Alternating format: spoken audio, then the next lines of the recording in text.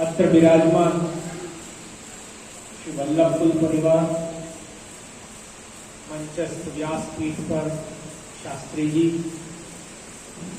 आप सभी को यथोचित अभिवादन एवं श्री महाप्रभु जी गोसाई जी के लाडीले वैष्णवों, अष्ट सप्ताह वार्ता सप्ताह के चतुर्थ दिवस कृष्णदास अधिकारी जी की ये महाअलौकिक वार्ता श्रवण करने के उपलक्ष्य में आप सभी को बहुत बहुत आशीर्वाद और अभिवादन प्रेषित करता हूं। वास्तव में कृष्णदास अधिकारी जी की वार्ता श्री गोकुलनाथ जी ने भी वार्ता के उत्तरार्ध में लिखा है कि यह वार्ता महाअलौकिक है, क्योंकि जीव बुद्धि से ये वार्ता को हम 1, 2, 5, 10 जितनी भी बार पढ़ जाएं, वैसे तो श्री महाप्रभु जी गोसाई जी के प्रत्येक सेवक की वार्ता ऐसी है कि उसको जितनी बार पढ़ो उतनी बार कुछ नया उसमें से प्राप्त होता है। जैसे ठाकुर जी की श्री भागवत जी में अपन लीला, रामायण में श्री रामचंद्र जी का चरित्र आदि हम पढ़ते हैं, तो जितनी बार हरि कथा पढ़ो उतनी बार उसमें से कुछ नया तत्व प्राप्त होता है। तो जिसमें भी ये तो पुष्टि भक्तों के महाशुद्ध पुष्टि चरित्र हैं, ये एक बार आवर्तन का विषय नहीं है। इसको बारंबार हम जितनी बार पढ़ते हैं हमको कुछ न कुछ नया प्राप्त होता है।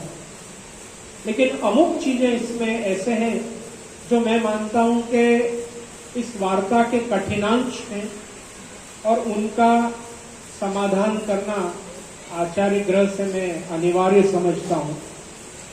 जैसे ये वार्ता में आता है कि श्री गोपीनाथ प्रभुचरण बलदेव जी के स्वरूप हैं, इसलिए मर्यादा के स्वरूप है, ऐसा कृष्णदास अधिकारी जी की वार्ता में आता है। और क्योंकि गोपीनाथ प्रभुचरण के जो सेव्य एक उनके ठाकुर जी थे मदन मोहन जी, वो भी मर्यादा मार्गी ठाकुर जी हैं या मर्यादा के ठाकुर जी हैं, इसलिए वो गौड़िया बंगालियों को पधराकर उनको अलग कर किया, ऐसा वार्ता में इतिहास में स्पष्ट उल्लेख आता है। अब वैष्णव जहां ये समझो कि दाऊजी सबसे पहले बलदेव जी जो हैं वो मर्यादा मार्ग की मर्यादा का स्वरूप नहीं है, वो पुष्टि की मर्यादा का स्वरूप। सबसे पहले गोपीनाथ प्रभुचरण के स्वरूप, महाअलौकिक स्वरूप, जिनके लिए श्री गोसाई जी स्वयं मंगलाचरण में कह रहे हैं कि श्री वल्लभ प्रतिनिधि तेजो राशिम दयान, जो श्री महाप्रभु जी की प्रतिनिधि है। प्रतिनिधि किसको कहा जाता है कि यदि किसी जगह मैं न जा सकूं और मैं मेरे पुत्र को भेजूं तो मेरे पुत्र मेरे प्रतिनिधि के रूप में जाते हैं, या मैं किसी को यह अधिकार दूं कि आप मेरी तरफ से जाओ तो वो मेरा प्रतिनिधि, वहां उसका स्वरूप बिल्कुल मेरे स्वरूप के बराबर है, उसको प्रतिनिधि कहा जाता है। तो जब श्री गोसाई जी स्वयं अपने ज्येष्ठ भ्राता श्री गोपीनाथ प्रभुचरण का ध्यान करते हुए कह रहे हैं कि ये श्री वल्लभ के प्रतिनिधि हैं, तो वल्लभ के प्रतिनिधि मर्यादा कैसे हो सकते हैं? वो मर्यादा मार्ग की मर्यादा तो नहीं है।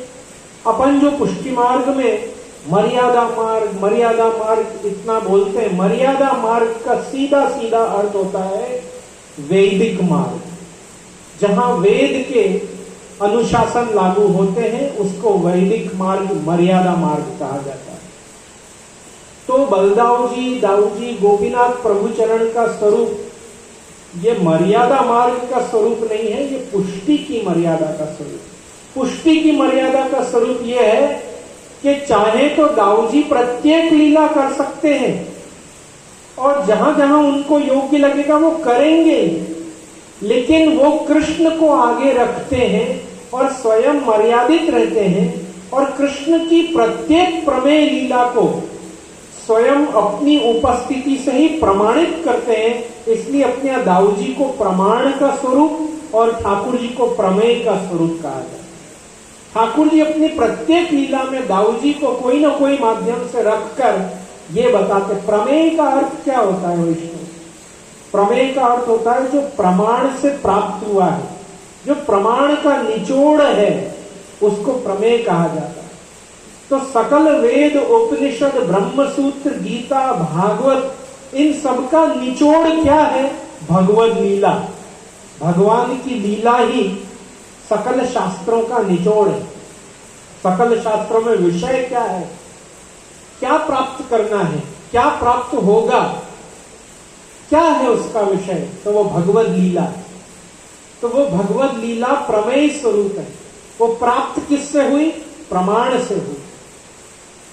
अथा तो ब्रह्म जिज्ञासा शास्त्र योनित्वा, अपने ब्रह्म सूत्र में आता है। तो कहने का तात्पर्य यह है कि दाऊजी जो है वो पुष्टि की मर्यादा, जैसे शेष जी का जो अवतार है, रामायण में एक बहुत सुंदर प्रसंग आता है कि जब श्री रामचंद्र जी, लक्ष्मण जी सीता जी के स्वयंवर में जाते हैं और वहां किसी से शिव जी का धनुष नहीं उठता है, और सीता जी के पिता अपने मुख से ऐसा बोल देते हैं कि मुझे तो लगता है कि ये पूरी पृथ्वी वीरों से च्युत हो चुकी है, वीर है ही नहीं इसमें। तो ये सुन के लक्ष्मण जी को क्रोध आ जाता है और वो बहुत गर्मा गर्मी करते हैं कि तुमने ये बात कही कैसे? जिस सभा में रघुकुल में से कोई एक भी विराजे हो, और वो भी उस सभा में जहां स्वयं श्री रघुनाथ जी विराजे हो, तुम्हारा ये कहने का साहस कैसे हुआ? अरे ये धनुष की क्या बात करते हो? मैं तो पूरे त्रिभुवन को गेंद की तरह उछाल के फेंक दूं, मेरे में इतना सामर्थ्य। अगर मुझे आज्ञा दे मेरे बड़े भाई, तो ये धनुष के तो मैं चित्तर बित्तर कर दूं, उठाने और प्रत्यंचा चढ़ाने की क्या बात है? तो वो पूरा प्रसंग सुनने में श्री रामचंद्र जी के बारे में यदि सोचो ना, तो ऐसा लगता है कि रामचंद्र जी मन में विचार रहे होंगे, लक्ष्मण उठा मत लीजिए जोश जोश में, खाली डायलॉग बाजी तक ठीक है, बाकी धनुष उठाना मेरे को है, तेरे को नहीं उठाना। तो लक्ष्मण जी क्योंकि समस्त लीला करने के लिए सामर्थ्यवान है, तो भी लक्ष्मण जी को मालूम है कि धनुष तो श्री रामचंद्र जी ही उठाएंगे, क्योंकि जानकी से विवाह तो श्री राम का ही होना है, यही लीला की मांग है। उसी प्रकार दाऊजी भी प्रत्येक लीला को करने में समर्थ हैं, लेकिन वो कान्हा को ही आगे रखेंगे क्योंकि यही लीला की मांग है। अब इस दृष्टि से यदि श्री गोपीनाथ प्रभुचरण और गोसाई जी का स्वरूप देखोगे, तो श्री गोपीनाथ प्रभुचरण भी श्री आचार्य चरण के प्रतिनिधि होने के नाते प्रत्येक ग्रंथ, प्रत्येक कार्य, प्रत्येक मार्ग की प्रवृत्ति करने में सक्षम है, पर ये उनका दाऊजी स्वरूप ही है जो श्री गोसाई जी को आगे करता है कि नहीं, ये कार्य भी श्री गोसाई जी से कराएंगे क्योंकि यही लीला की मांग है।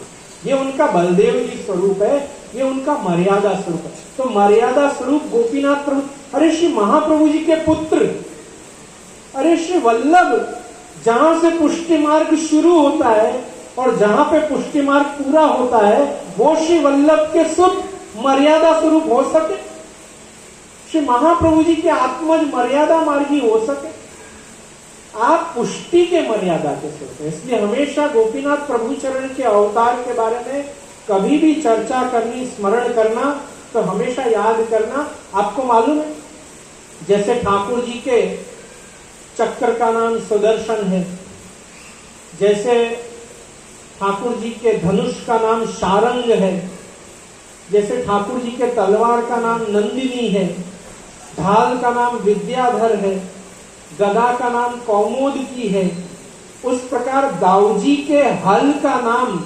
अप्रमेय है। प्रमेय के सारे कार्य ठाकुर जी करेंगे, और अप्रमेय, अप्रमेय का अर्थ होता है प्रमाण, प्रमाण के सारे कार्य दाऊजी करेंगे। दाऊजी को अपना खुद का, ठाकुर जी की ही लीला उनको प्रमाणित नहीं करना पड़ा, दाऊजी को अपना खुद का स्वरूप भी प्रमाणित करना पड़ा। कब? जब श्री दाऊजी ब्रज में पधारे और आप यमुना तट के पास विहार कर रहे थे, तो श्री दाऊजी ने यमुना जी को आग्रह किया कि आप भी मेरे संग विहार करो। तो तब यमुना जी ने कहा, नहीं, मैं तो कृष्ण के साथ ही विहार करती हूँ, मैं तो उनकी प्रिया हूँ, मैं तो उनके साथ ही विहार करूंगी। तो दाऊजी ने अपना हल, श्रीमद् भागवत में ये लीला आती है, तो दाऊजी ने अपना हल उठाया और श्री यमुना जी को हल से आकर्षित किया अपनी तरफ। यह दृश्य देखकर श्री यमुना जी को पहचान हुई कि अरे ये अधिकार और ये सामर्थ्य तो सिर्फ कृष्ण में ही है। इस कार्य ने प्रमाणित कर दिया कि दाऊजी और कृष्ण दो रूप में दिख रहे हैं, बाकी ये एक ही रूप है, ये एक ही स्वरूप है। उसके बाद श्री यमुना जी ने दाऊजी के संग विहार किया, विलास किया कृष्णवत। तो इसी से हमको समझ जाना चाहिए कि दाऊजी भी कृष्ण रूप है, उसी प्रकार गोपीनाथ प्रभुचरण भी श्री महाप्रभु जी गोसाई जी रूप है। क्योंकि आप दाऊजी स्वरूप में है, इसलिए श्री गोसाई जी को आप आगे करते हैं। बाकी गोपीनाथ प्रभुचरण ने जितने सेवा से भरे पूरे ग्रंथ, यहाँ तक कि आपका साधन दीपिका ग्रंथ तो पुष्टि मार्ग सिद्धांत, वल्लभ सिद्धांत से भरा पूरा है और अद्यावधि हमको वो एक दीपक के द्वारा हमको प्रकाशित कर ही रहा है। कृष्णदास जी की वार्ता में कल हम ऐसे ही कुम्मन दास जी, परमानंद दास जी आदि सब वार्ताओं का थोड़ा सिंहावलोकन कर रहे थे, मैं, मेरे मातृचरण बहू जी।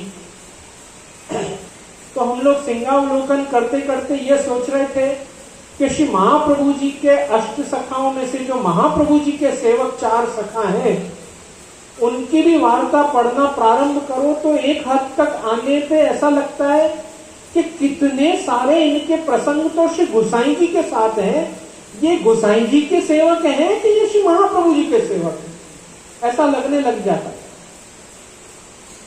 तो ये बात हमको बार बार हरसानी जी की वार्ता में, सूरदास जी की वार्ता में, परमानंद दास जी की वार्ता में, कृष्णदास अधिकारी जी की वार्ता में, कुम्मन दास जी की वार्ता में, हर वार्ता में हमको ये बारंबार टकोर किया जा रहा है कि श्री महाप्रभु जी ने जिन वैष्णवों के हृदय में मार्ग का आलंबन भाव दृढ़ किया, उसका उद्दीपन भाव तो श्री गोसाई जी ने ही दृढ़ किया।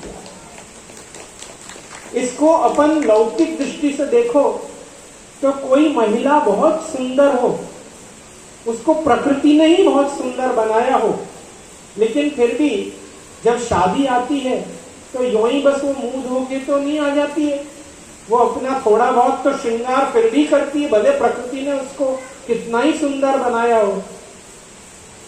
तो उसी प्रकार प्रत्येक श्री आचार्य चरण के सेवक, उनके हृदय में सकल मार्ग का सिद्धांत महाप्रभु जी ने परिपूर्णतम रूप से स्थापित किया, लेकिन इस बात को नकारा नहीं जा सकता कि उस हृदय में विराजमान सिद्धांत का श्रृंगार और उसका अलंकीकरण श्री गोसाई जी ने किया है। यही चीज का तो हमको आनंद लेना। परमानंद दास जी के अंतिम समय श्री गोसाई जी आके पूछते हैं, परमानंद दास तुम्हारी चित्त वृत्ति कहाँ है? कुम्मन दास जी से पूछते हैं तुम्हारी चित्त वृत्ति कहाँ है? सूरदास जी से पूछते हैं तुम्हारी चित्त वृत्ति कहाँ है? क्योंकि अभी भी यदि कोई भी कारण से यदि उनकी चित्त वृत्ति श्री आचार्य चरण के चरणारविंद और भगवत लीला में नहीं है, तो मैं अभी भी सामने खड़ा हूं, मैं दृढ़ करा दूंगा। यह श्री गोसाई जी का परम दयाल स्वरूप है।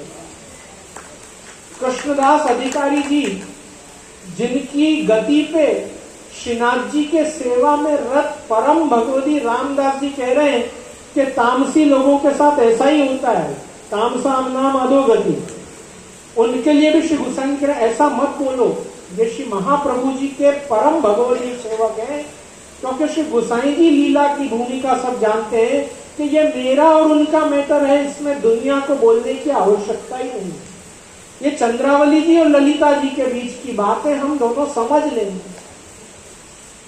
अपने मार्ग में वैष्णव में जब कोई मन मुटाव हो जाए तो अपन को दखल अंदाजी नहीं देना चाहिए, क्योंकि वो मन मुटाव भी लीला के कारण होता है।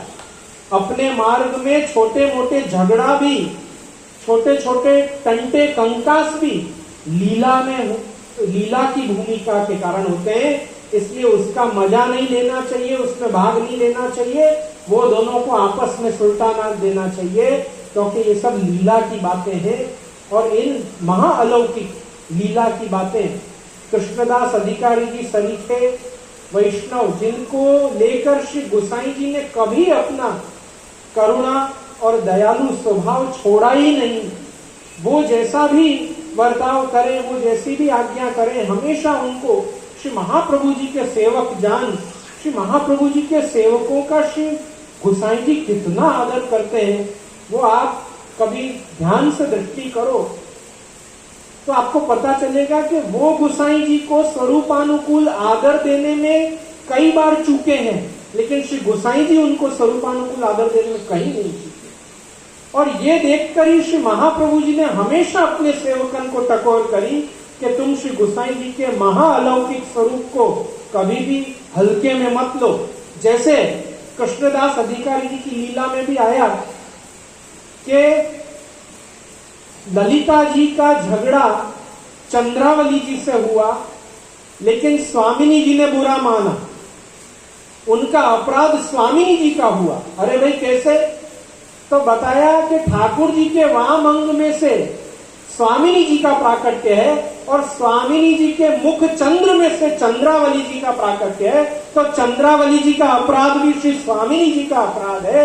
इसलिए श्री स्वामिनी जी ने बुरा माना कि तुमने मेरी सखी के साथ ऐसा कैसे किया, तो उन्होंने वहां भी श्री चंद्रावली जी का महात्म्य दृढ़ किया है कि अब आप श्री महाप्रभु जी गोसाई जी का स्वरूप देखो कि श्री चंद्रावली जी यदि श्री गोसाई जी का स्वरूप है तो वो श्री महाप्रभु जी के मुख चंद्र रूप होने के कारण श्री गोसाई जी का ऐसा महाअलौकिक स्वरूप है कि जब तक महाप्रभु जी के सेवक भी इस स्वामिनी जी के मुख चंद्र की छटा से छिटकित नहीं होते, तब तक वो भी उस प्रकार नहीं खिलते जैसा श्री महाप्रभु जी उनको खिला हुआ देखना चाहते हैं। श्री महाप्रभु जी अपने जीवों को, सेवकों को जैसा जिस रूप में देखना चाहते हैं, उस कुमुदनी को, कमल को सूर्य खिलाता है, कमल दिन में खिलता है और कुमुदनी जो होती है वो चंद्र के प्रकाश से खिलती है। तो ये जितनी भी श्री आचार्य चरण के सेवक रूपी कुमुदनियां हैं, इनको खिलाने का श्रेय भी श्री गोसाई जी को ही जाता है। यदि श्री गोसाई जी प्रकट न होते तो श्री महाप्रभु जी के ये सेवक रूपी कुमुदनी को भी पोषण नहीं मिलता और वो स्वरूपानुकूल पद्धति से खिल नहीं पाते। इसीलिए श्री कृष्णदास जी ने जब श्री गोसाई जी के पुनश्च शरणागति प्राप्त हुई तो वो पद गाया जो आप वैष्णव हमेशा वल्लभ कुल को अपने घर पधरा कर गाते हो। परम कृपाल श्री वल्लभ नंदन करत कृपा निज हस्त दे माथे, जे जन शरण आए अनुसर ही गई सौंपत श्री गोवर्धन नाथे। परम उदार चतुर चिंतामणि राखत भवधारा बहो जाते। भवधारा में हम तो बहे चले जाते थे, आपने यदि बाह पकड़कर हमको नहीं संभाला होता, आपने पोषण नहीं दिया होता तो हम भवसागर में कहां डूबे होते, कहां लौकिक में पड़े होते, हमको पता नहीं। और आगे कहा भज कृष्ण दास काज सब सरही, जो जाने श्री विठल नाथ। ये छल्ली टूक में तो कृष्णदास जी ने हद ही कर दी। ये कहा कि पुष्टि मार्ग में जिसने श्री विठल नाथ जी को जाना उसी के सारे काज सरे हैं। कोई यो समझता हो कि महाप्रभु जी में वल्लभ में ही पूरी दृढ़ भावना रखने से सब आ गया, तो ऐसे पुष्टि मार्ग में नहीं चलेगा। श्री महाप्रभु जी के बाद श्री गोसाई जी में भी पर्याप्त और स्वरूपानुकूल उतनी ही आसक्ति और दृढ़ता आवश्यक है, नहीं तो आपके सारे काज नहीं सरेंगे। ये बात कृष्णदास जी अपने पूरे जीवन अवतार का निचोड़ आपको दे रहे हैं कि श्री विठल नाथ जी को जाने तो ही सारे काज सरेंगे। इसको ही परमानंद दास जी ने गाया है, जा धन दे गोकुल सुख लयत सगरे काज संवारे, सो धन वारंवार उर अंतर परमानंद विचारे।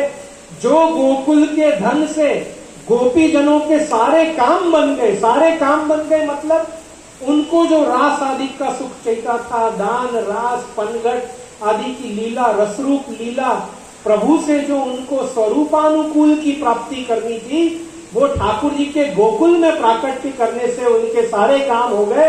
उस प्रकार श्री विठलनाथ गुसाई जी के प्रकटने से पुष्टि मार्ग के सारे कार्य सरे।